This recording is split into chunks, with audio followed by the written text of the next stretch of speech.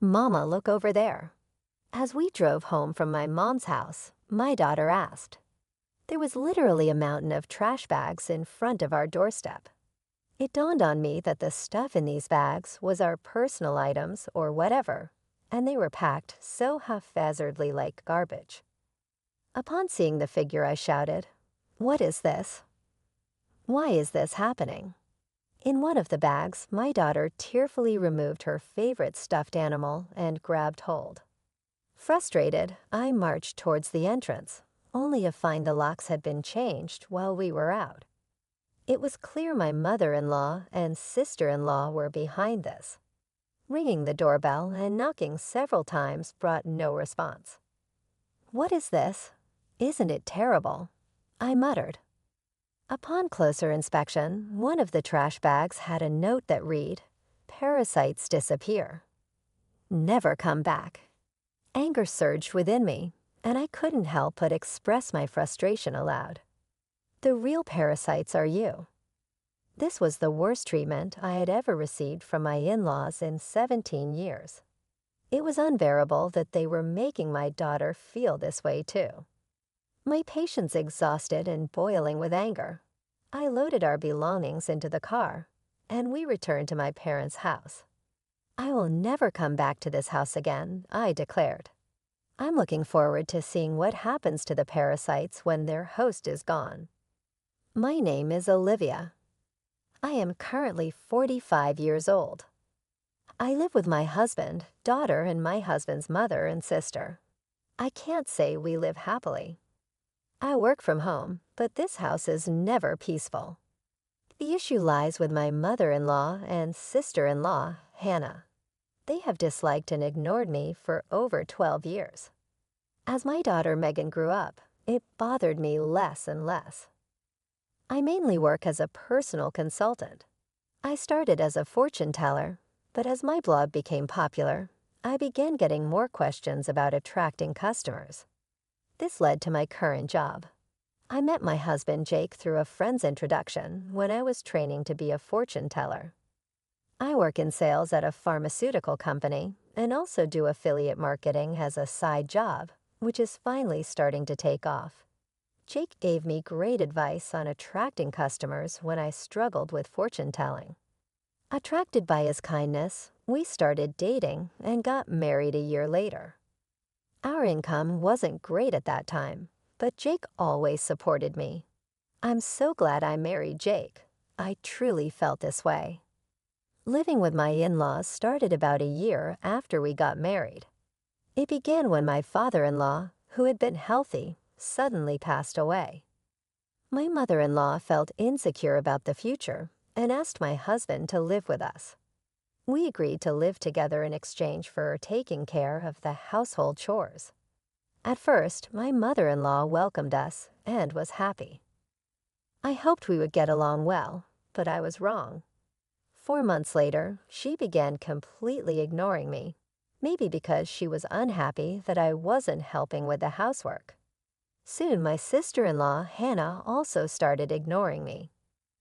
I didn't mind being ignored, but my mother-in-law's tendency to involve others was challenging. Not only did Hannah hear about it, but even neighbors and relatives were informed that my daughter-in-law stays at home, but says she's working, leaving all the housework to me. If I stayed even a little, she would talk back 100-fold, so I just ignored her. To make matters worse, my mother-in-law would suggest to others, "You better not talk to her too. It'll be troublesome."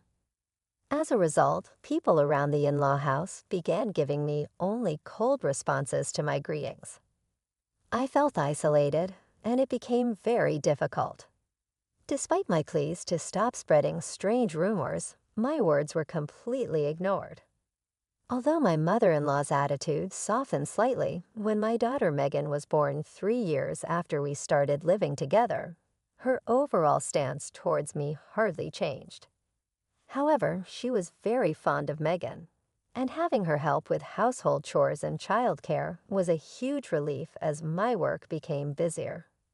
Around the same time, my husband Jake's side business started to struggle, and he seemed unable to adapt to changes in the affiliate marketing market. He approached me saying, "Olivia, can you increase your contribution to the monthly expenses a bit?" I agreed and mentioned that my consultations were increasing and my new methods were working well. Even though I was willing to help boost his sales, Jake insisted on handling it alone, saying, "I think I'll try it on my own." I'm really sorry. From the start of our marriage, we agreed that Jake would manage the household finances. At first, my income was low, so he allowed me to contribute more when my sales increased.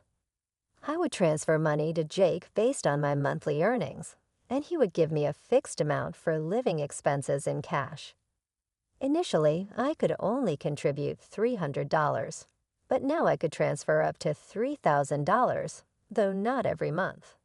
I could contribute more if I went into savings.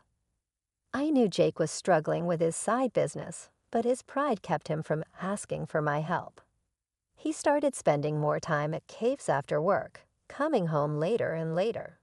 When Megan was about 5, Hannah got married and moved out. Since she lived nearby, she often brought her son Frank to our house during the day. When Frank turned 1, Hannah said she wanted to start a part-time job, and my mother-in-law happily offered to take care of him until the evening. Hannah was grateful, saying, "Thank you. I'm so happy." As my mother-in-law started caring for Frank at home, she became very fond of him and began being cold towards Megan. When they fought, my mother-in-law would scold Megan and compare her unfavorably to Frank. Over time, Megan started playing near me and began to dislike my mother-in-law's behavior. I spoke up, saying, "Talk to your mother. Megan and Frank are both her grandchildren. She should treat them the same. Megan is already a big sister in elementary school." However, my mother-in-law's focus shifted, and she approached me, saying, "Things are tough at the company right now. We might not get bonuses, so could you contribute a bit more?" Despite the challenges, my blog's client attraction was successful, and I started receiving more consultations as a consultant, earning far more than I did as a fortune teller. When Jake asked for additional financial support, I responded, "I'm already contributing $4,000 a month. Isn't that enough?" "Yeah, I'm embarrassed to say, but my salary has decreased, and the side business isn't going well." "Don't be secretive," I said. "We are a couple. We should support each other in tough times." "I'm really ashamed." "Thank you." Later, the amount I contributed gradually increased, and eventually I was transferring $5,000 a month to Jake. Still not wanting to hurt his pride, I let Jake continue to manage the finances. When Megan was in 7th grade, Hannah came back home with Frank. It seems Hannah got divorced due to her infidelity, but I don't know the details. By this time, Megan could help around the house, so household chores were divided among each family member. Being ignored by my mother-in-law and Hannah continued, but it no longer bothered me. It's unfortunate that I couldn't give Megan her own room when she started middle school, as Hannah's return meant we ran out of rooms. One night, while discussing which tutoring school Megan should attend for middle school, Hannah suddenly said, "Hey, tutoring is expensive. Why doesn't Megan study by herself? Could you stop making such comments? I'm paying for the tutoring, so it's none of your business what Olivia is paying." "Impossible. You don't earn anything. Jake said he's supporting you. You're just a leech, aren't you? Haha, you married him because he has money, right?" "Exactly. Jake told me not to speak ill of Olivia, but that's just shameless." My mind was filled with questions. What does this mean? What has Jake been telling his mother and the others? Jake is the one supporting this house financially. It's about time we put an end to the parasite's lifestyle. I feel bad for Megan, but if we pay for her tutoring, we won't be able to pay my compensation. Not able to pay. Are you saying our house is paying for your compensation, Hannah? Jake said he would pay for it. You should spend your money on Frank. I began to understand the deception and felt my anger rising. My husband had always managed our household finances, and my mother-in-law had taken care of the household chores and childcare until Megan grew up. So I thought they knew I was also contributing to the household expenses. Is Jake bearing all the expenses of this house, including your living expenses and the compensation Hannah is supposed to pay? Be quiet. It's only natural for a family. You're the only outsider here, not related by blood, and yet you act as if living here is your right. It really makes me angry. I contribute money too. Don't talk back. What you contribute is barely enough for your own food expenses. You hardly have any income, and yet you're so arrogant. I could feel my body trembling with anger. I could see Megan on the side, looking like she might cry. I knew Jake had a lot of pride, but I never thought it would be this bad. In the beginning, Jake was paying for the living expenses and pocket money for my mother-in-law and Hannah, but I had started contributing as well. Now we were living on my income. I needed to talk to Jake properly. Around midnight, Jake came home. He was drunk and seemed cheerful. Can we talk? I didn't know you weren't getting any money from your mother or Hannah. They said you're covering all the expenses of this house. Oh, about that, my bad. It's a matter of pride as a man, you know. When we started living together, I was paying for everything. There wasn't a right moment to say you were also paying. And in front of the family, let me be the eldest son a little, please. Jake, with a light-hearted tone like in a comedy sketch, put his hands together. Oh, that's right. I'm going to Faye this Saturday. I'll be gone for a week. Take care. Faye, why? I got invited to a deal in Faye by a friend I'm doing a side business with. I'm going to make it a success, so cheer for me, Olivia. Well, I'm off to sleep. See you tomorrow. My husband laid down on the mat in a cheerful mood and soon started snoring. My anger wouldn't subside, but recently, with Jake coming home late, we hadn't talked much, and I had no idea about this. I thought he was joking while drunk, but on the weekend, Jake really left with a large suitcase during Jake's absence.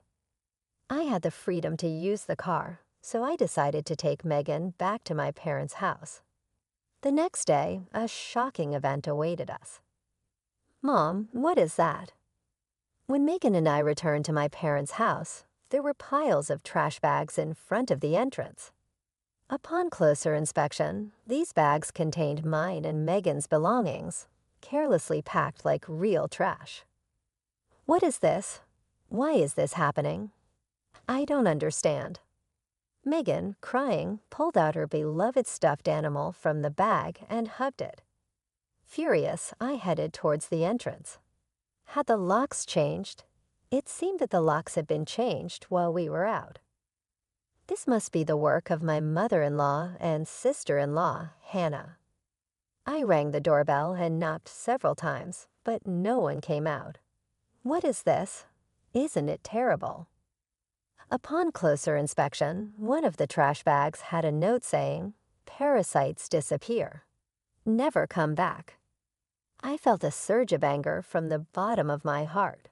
The real parasites are you. I couldn't help but let out a swear word.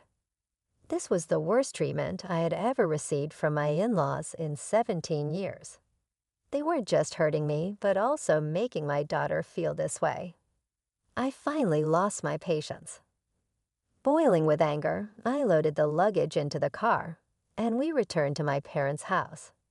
I will never come back to this house again. I'm looking forward to seeing what happens to the parasites when their host is gone. When we returned to my parents' house, they were shocked. I hadn't told them about being ignored by my in-laws, the money issues, or their attitude towards Megan, not wanting to worry them. My parents said, "There's no need to go back to that house. You should claim compensation from them." They cried with anger and told me to stay with them. My mother's words, "You really had it tough," made me cry too. In reality, I had been trying my best all this time. Enough is enough. I finally decided to confront my feelings. While staying at my parents' house, I contacted a friend who had introduced me to Jake. She was connected to Jake's side business friends. "Are you doing well? I want to ask you something. Do you know if Jake's friends are currently in Fade, that famous entrepreneur pedo, right?" I was invited but wasn't interested, so I declined. Jake didn't go, did he? Yeah, that's right. By the way, I heard Jake quit his job and is now managing a business with his wife. You two must be close. Ah, yes, that's right, I replied nonchalantly and hung up. Immediately after, I called Jake's company. What my friend said was true, and to my surprise, Jake had quit his job 3 years ago. This meant that for the past 3 years, I had been paying almost all of the living expenses for my in-laws. Looking back over the years, I suddenly felt hollow. A week later, I received a laid-back message from Jake saying he was back in the USA. After continuously ignoring him, I stopped hearing from him altogether. He must have heard the news back home. Expecting persistent contact from Jake, I hired a detective to investigate him. The investigation revealed that Jake, dressed in a suit in the morning, spent his afternoons gambling and evenings at a woman's house. So I asked for an investigation into his infidelity as well. 2 weeks later, Jake called me. It must have been close to his former company's payday, and he was panicking. "Olivia, sorry I couldn't contact you. I'm sorry for what my family did. I heard they kicked you out, and I was thinking, why did it come to this? Really, did you tell the truth to your mother and Hannah?" Jake quickly changed the subject and said something unbelievable.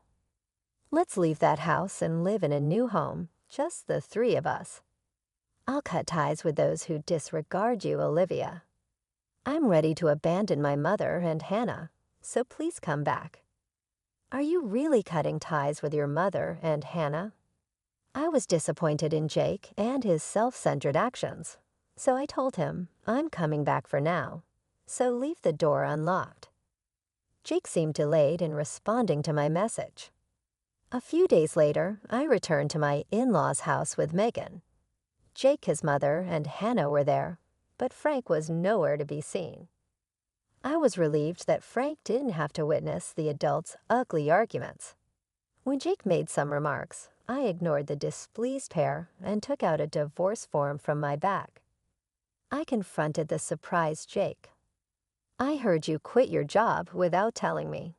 Since we're supposedly managing a business together, does that mean the $5,000 I've been transferring every month was actually your salary?"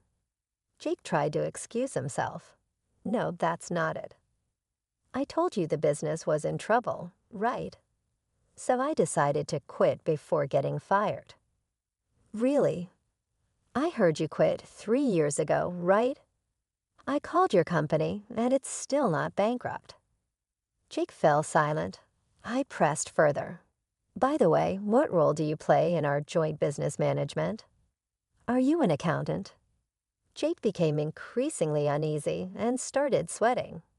"Jake is supporting the whole family, isn't he, Mother? He quit his job.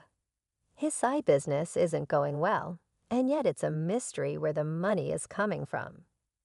I'm leaving, but please continue to get financial support from Jake." My mother-in-law and Hannah's faces turned pale.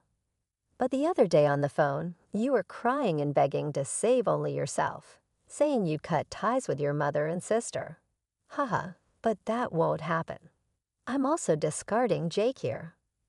"What do you mean? I don't understand." "Jake hasn't been going to work." "That's a lie. He leaves in a suit." And Olivia was supporting the household. It's true. Olivia has been paying for everything for years. I'm unemployed now and not doing any side business. We're going to have a hard life because you kicked Olivia out. We could have had an easy life without working if you hadn't done anything unnecessary." "What do you mean by that? You were planning to abandon us, weren't you? Jake's response made my mother-in-law and Hannah furious, and they started arguing. While they caused a commotion, Megan and I began to take action. I came to pick up some forgotten items. I took a cleaning robot bought within the last 5 months, an expensive microwave favored by my mother-in-law, and the beauty device Hannah had gotten from Jake. Wait, that's mine. This is mine since I'd bought it with my money, or you can pay me back for it. Hannah fell silent at my words. Then I searched for and gathered my belongings from their rooms. The items they had put out did not include my expensive brand bags and accessories. Why are you taking that too? This is mine. I ignored their complaints and sweet talk. Finally, I dropped a bombshell on Jake. Oh, I forgot. I plan to claim compensation from your mistress, Lauren. Tell her it's no use running away. What?